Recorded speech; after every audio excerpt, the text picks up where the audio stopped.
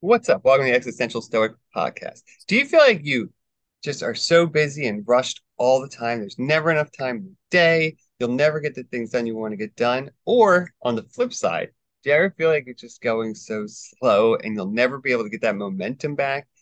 Well, today you're in luck because that's what we're going to talk about when life's too fast or too slow. Because I think we all want to find the balance. I'm Danny and my buddy Randy. What's up, Randy? Yo, Danny. Do you ever struggle with this? Dude, it's like Either. it's like the worst paradox because when you want time to go slow, it goes so fast, and then when you're stuck in or and then when you want it to go fast, you're just stuck in slow mode. Well, and it's like we've talked about this before, but it's like that the desire for momentum and the feeling that you're getting things done feels great. But it's like a lot of times when I get in that mode, I feel so rushed and like I have to do this, have to do this, have to do this. And you want it to slow down, but then you do hit a slow period and it's like you're afraid you're never going to get it back. And it's just this weird, complex structured around like the desire to achieve or something. I don't know what that, yeah, it's a hmm mess. Yeah, I can relate 100% or maybe 93%, something like that, about the momentum thing because it requires enormous effort to get it going. It's like you imagine one of those giant trains if you've ever seen one trying to get start moving, and it's like Yeah. tuka tuka tuka tuka tuka, and it's like so slow, like at an absolute crawl for minutes, and then builds up speed, and you can't stop one of them.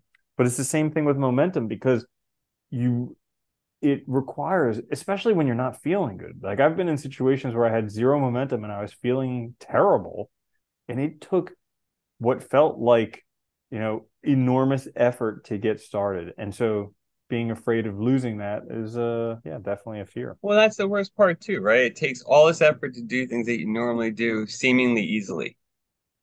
Like I've had that happen so many times. Like so a task I have to do for like work or something all the time. And like all of a sudden it'll feel so hard. And like I'll start, stop. And like I can't get in that rhythm that like where things just get done. But then you get in that rhythm, and it's like you're so afraid to lose it, you just feel like you're never getting enough done. It's a weird situation and paradox, you know?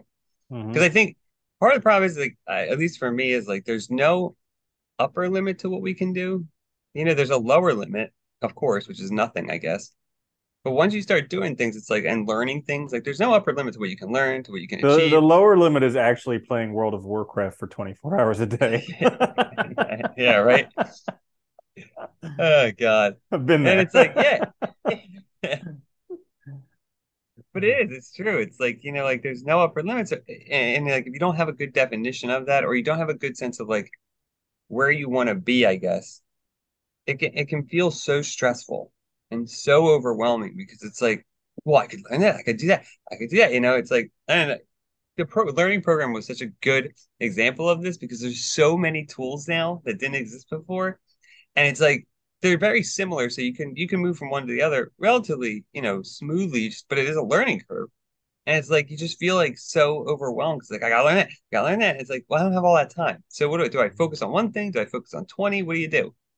Yeah, I think we actually touched on it last week when we were talking about how we're so disconnected from our survival. Because I've been thinking about this a lot recently. Like back in the day, you basically were just living out in nature. That was it. Maybe you had a cave to live in, but most likely just like a little shelter.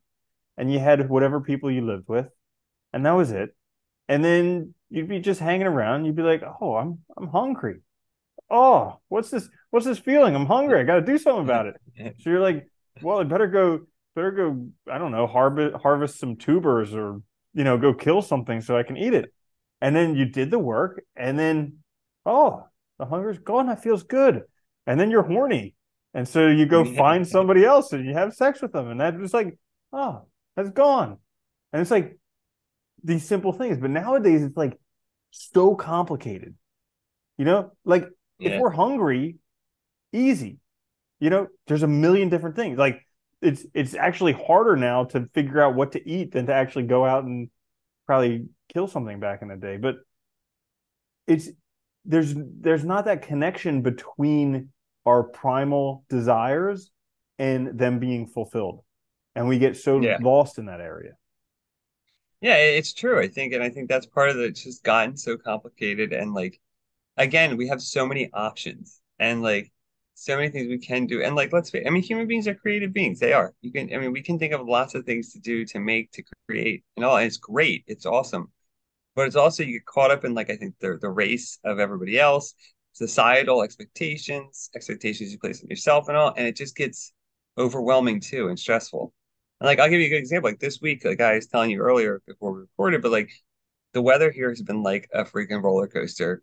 And I mean, like, out of the ordinary fluctuations of like 50 degrees. And as I've gotten older, I've noticed the barometric pressure definitely makes me feel terrible now, like headaches and stuff. And so this week was very slow for me. I didn't do a lot. And I did my basic routines and stuff, basic normal stuff, but nothing like extra. And like I noticed like midweek, I was starting to feel really down because I was like, I'm not doing this. And like on the one hand, it's like, okay, do I need to? Like it's a week, whatever. I can have a slow week and I'm fine.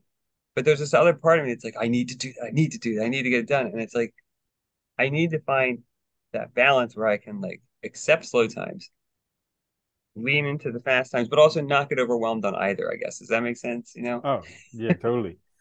I So how do I do I that? well, I mean, I see what you're talking about with like when you feel like you're not hitting these expectations that you had previously. I do the same thing because it's really hard for me to slow down. And I was talking with somebody, and when I'm forced to slow down, I get angry at myself, just like you were talking about. Yes. Yeah, And, right. yeah, and I was talking with somebody about how like, like I've been doing a whole bunch of stuff recently. Like maybe I should just focus on a few like lesser things. Because also we were talking about how one day I was just kind of overwhelmed, and one of my practices when I'm overwhelmed is just try and get out of my head everything that I'm doing. So I wrote down a list of like all the things that I'm up to, and I think it was like 57 things, and it's like Yeah. no wonder I'm It's a freaking lot. overwhelmed. Yeah, Yeah. and so when I was talking to this other person, I was like, yeah, maybe I should slow down, and they were like, yeah, it does seem like you're up to a lot. And I think that's like the trick of momentum is we may not realize how much momentum we already have, how fast we're already going. And to us, we've just like because it builds up slowly and it just keeps on Yeah, it building and does. building and building. We don't realize how fast until somebody else who's maybe going at a more reasonable pace, they're like, holy cow, what are you trying to do? Yeah. Well, I think, you made a good point too. Like, if you go back to earlier civilization, not even that long ago, a few hundred years, you know, there wasn't all these things to do. Like, yeah, I'm sure there's people that like aspired to do more with their lives or whatever. So maybe they worked a little harder and all, but like, there wasn't so many things, I guess. At You're least it talking didn't seem about like like it. pre 2008 before the iPhone came out, right? Yeah, yeah, yeah, basically. Right. Uh, but like, even like think of like early Americans or whatever, right? You need a house, so you have to build it. Like that's a project that's clear, defined, end and start. And you might Mhm. go a little fancy or something or whatever, but like, there's a goal there that's clear. I think a lot of this too is like a lot of our problem now is like a lot of our goals are not clearly defined in the sense of like you can keep learning forever, and I hope to, but how to direct that momentum, that desire to know what areas to direct it into. It's difficult to choose sometimes, and sometimes my eyes are bigger than my stomach, so to say, and it's like, Mhm. but you don't want to miss out either, right? And it's like, so finding that balance is hard. Yeah, it's kind of like you have to do so like it seems like the world nowadays makes you want to go really fast. Like everything is so fast. And I am recognizing that I need to slow down because like I think that things should happen immediately. Like I have a thought and then I'm like, oh, it needs to happen. And it's like Yes. maybe not. Yeah. Maybe so what I've been doing is writing down my thoughts and then just kind of letting them percolate. Like I have these ideas. Here's a great thing. So, uh, I I did a meditation thing, and we've both been meditating for quite a while. Yeah. And but it's like oftentimes the most beginner things will sometimes just like spark whatever. And so it was just a basic beginner's mindfulness meditation thing. And they were just talking about how whenever something comes up, just notice it, give it a quality, and Yeah. then just, let it go. And, I've heard that however many times before. This time I was sitting there and basically it might have been because of the example that he gave. So like he was like, well, when something comes up in your body, just say feeling, feeling, feeling. Or when you hear sounds, like somebody's breathing really loud next to you, you say like sound or hearing, hearing, hearing, that type of thing. So I noticed every time something came up, it was planning, planning, planning. And so it was always me trying to solve my future because Yeah. I think I can make it something better than what is already right here, right now. And there's absolutely zero possibility that that's possible because nothing outside of right here, right now will ever exist. But that's what we've been, that's what we've been told. And that's also part, like, this is the conundrum, right? Is that like, you know, you want to be a good person, you got to work at it, right? And you aspire to be good. And then by doing that, you'll eventually be better than you are now, right? You want to have more stuff or have more security, have better life, more comfort. Well, you have to do more now, right? In order to then get to that point. And I think this is like that conundrum of like, we know some planning is important. We know some of this matters for making our lives better. Otherwise, we wouldn't change anything. But it's like turning it off is really freaking hard. And, you know, I guess even directing it, when you have a lot of interest too, it's very difficult. Or when you have a lot of like, when it's easy to move from one thing to the next, it's very hard too, because you just start building up all these projects and things you're doing. And it's like, trying to define yourself, trying to define your life and not really like, I don't know. It's like sometimes it feels unfinished. Does that make sense? Yeah, absolutely. Probably because so there was someone I was talking to for the past few weeks, and every time, like literally every time we said hi, first thing out of his mouth was like, I really have to decide. And it wasn't even always about the same thing. Like sometimes it was about this thing, sometimes it was about that. But like he was always just like so, oh, I really have to decide. I really have to decide. And then I just spoke with him again today, and he's like, the decision's made. And it's like, did you really have to decide? Did you have to stress about it all that time? Or was it Yeah. just going to happen today all along and you just needed to be patient? It's a good example though, right? Where our imaginations, our own stresses, our own worries, like just magnify this stuff to the point of being like almost unbearable. It's funny, like I know somebody else who like, with work, they're very like I forget what you call it, like A type or whatever, like, work a ton of stuff and like they get so stressed out and feel so like so important. So and that's it's a good thing to have sometimes because it can help you like stay motivated and get things done, but it's also really bad too, because it means, you tend to do things all the time. You can't turn off. And you see it where the stress levels go up so high because it's like you make everything so important. It's like, is it though? Is it really that important? And I ask myself that all the time too, because I do the same thing sometimes. Like, is this really matter that much? Is this really even what I want? Is it really that big of a deal, or should I just wait for it to happen and it happens? Mm-hmm. Yeah, there was that point that you make right there. There was a part in, I think it was The Power of Positive Thinking, where he talks about a doctor giving a patient a prescription that says, go for a 2 hour walk every day, and then one day a week for half a day, go sit in a cemetery.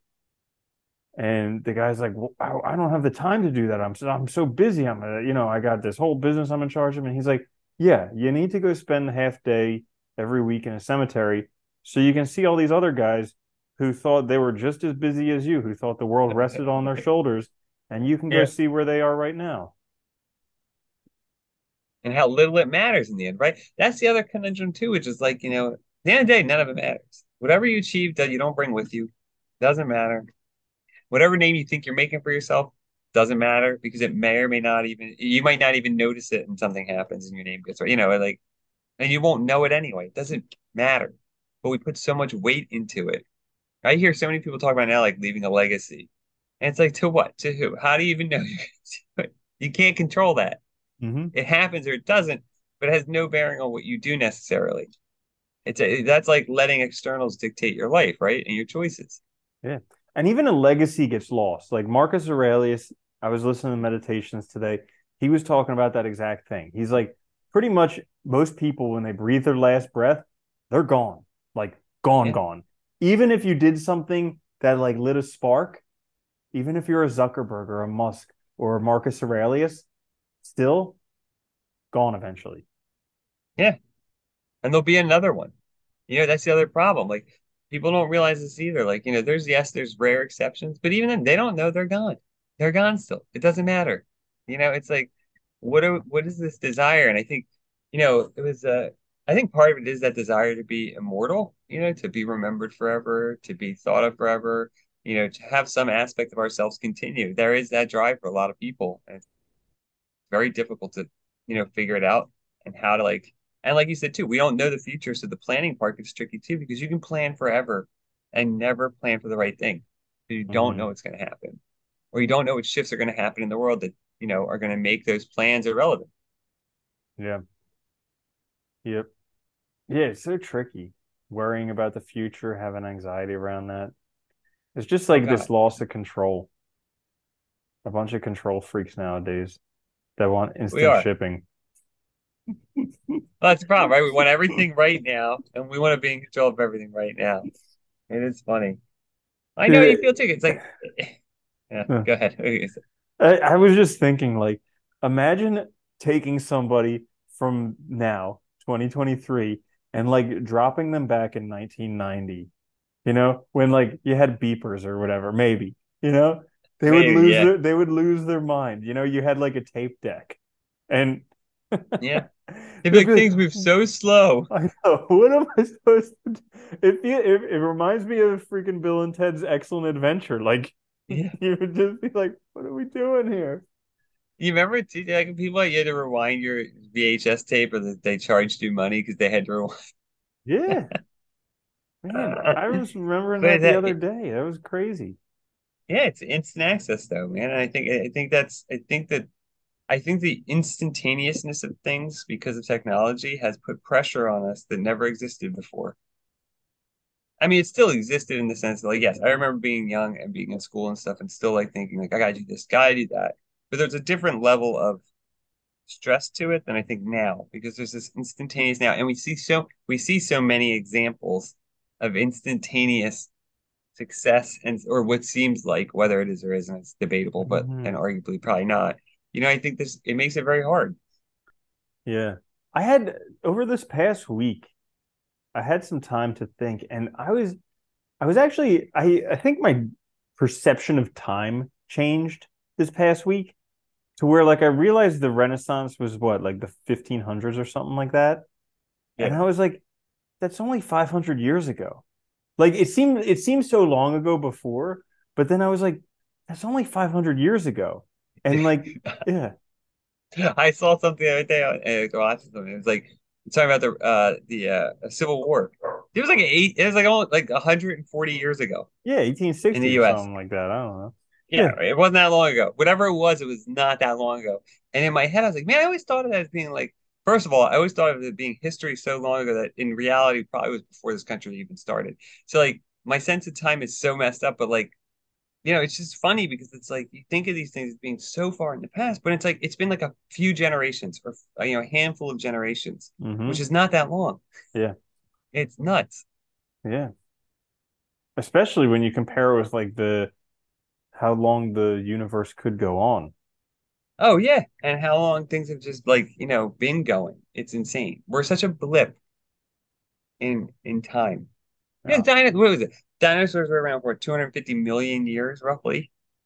We've been around for a couple 100,000, Yeah. as far as we know. As far as we know with time and all. That's nothing. Were these It's like, fleshy, hairless mammals? yeah, it's like ridiculous. Yeah, it's very interesting. Who think so much of ourselves. We go We around with think our a pinkies ton. in the air, smelling our own farts, and we're like, I'm the most intelligent creature on this planet. Meh. The most important thing in the universe. Yeah, and I think that's the problem, though. It's very hard. We're so full of ourselves. All of us things are so important, and like it makes it difficult. We add all, and we make all this stress. This just makes our life difficult when it doesn't have to be. Mhm. Like, yeah, life's hard because we have society, we have all this stuff, we have all these rules and ways of doing things that are both good and bad, and it makes it difficult because you have to make a life for yourself, and all true, but like we make it so much worse. Our worry, our stress, our anxiety, our and like and like the rushing and the momentum thing, it also forces you not to do lots of stuff that might be beneficial, like seeing people, hanging out with friends, and doing things that you value that aren't in that path of whatever you're viewing as success, or Yeah. that are because you're forgetting that I think all these other things are success. Like having a well-rounded life, having lots of things that are meaningful to you, you know? It is Hmm. very hard. Yeah. So another I guess rabbit hole that I went down this week was it kind of developed from that whole like seeing my thoughts as just being planning, planning, planning, trying to get somewhere other than where I am. And something that I heard that was just like bring your mind back to where your hands are. So connecting your mind and your body.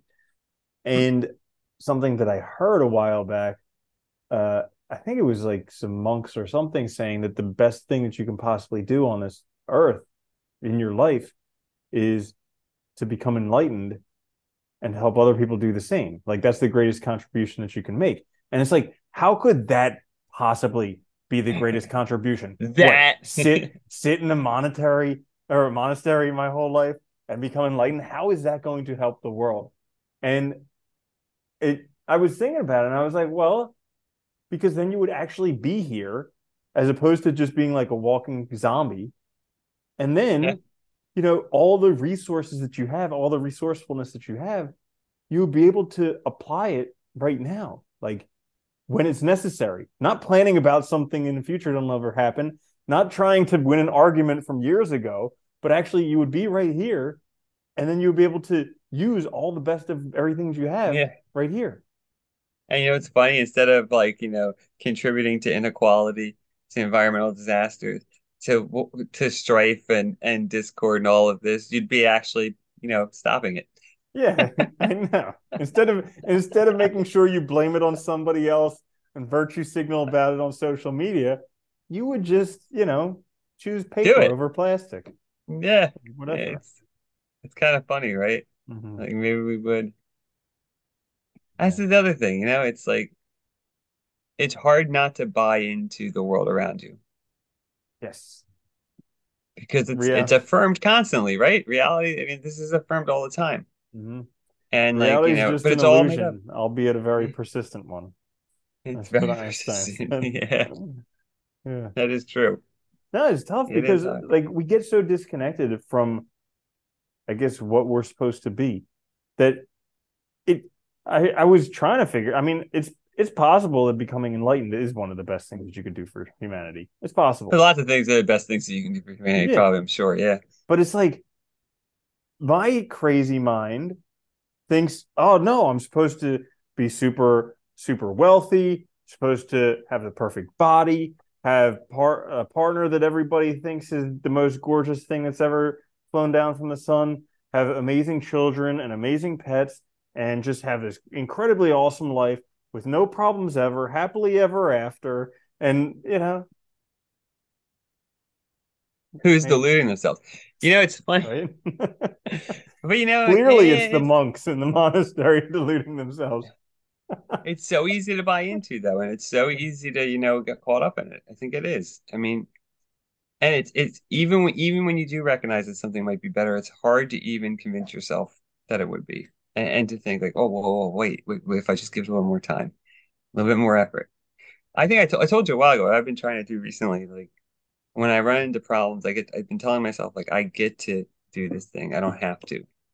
And like Mm, whether it's I get to make this choice, I get to do this thing I'm trying to learn or I'm struggling with. And that's been very helpful because it's been like helping me like get better perspectives, like because by phrasing it that way, it's not an obligation.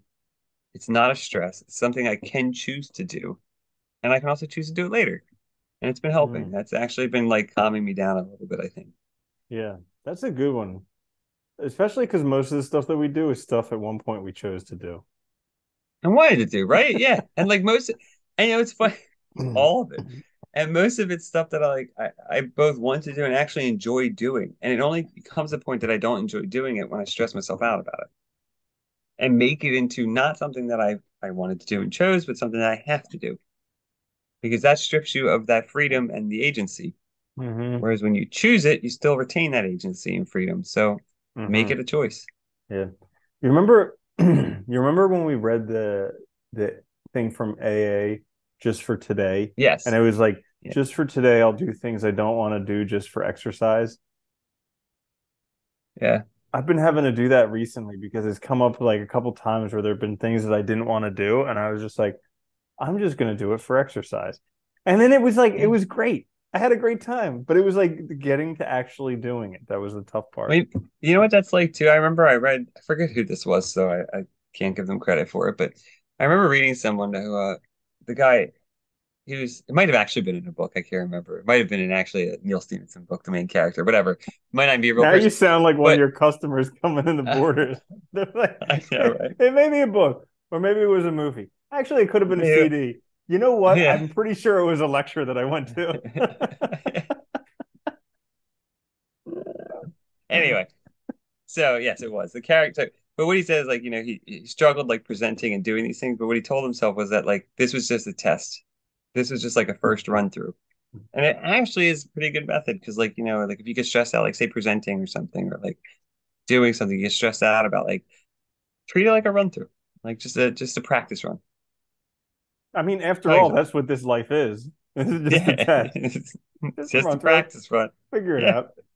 run through. Either way, it ends. Yeah, dude, so Uh, crazy. uh, it Yeah. is. It's nuts. It's nuts like how much everything can affect you, considering how inconsequential everything is. It's nuts how much everything can affect you. Like my grandfather, who's been dead for well over a decade now, I still am trying to impress him. Like Yeah. he's gone, gone, and I'm still There's trying to so impress him. there's so many people that that's the case for though, It's like Yeah. it can affect you forever. And it's funny how these things just stay with us. And like it's funny how like we have such a hard time seeing beyond it.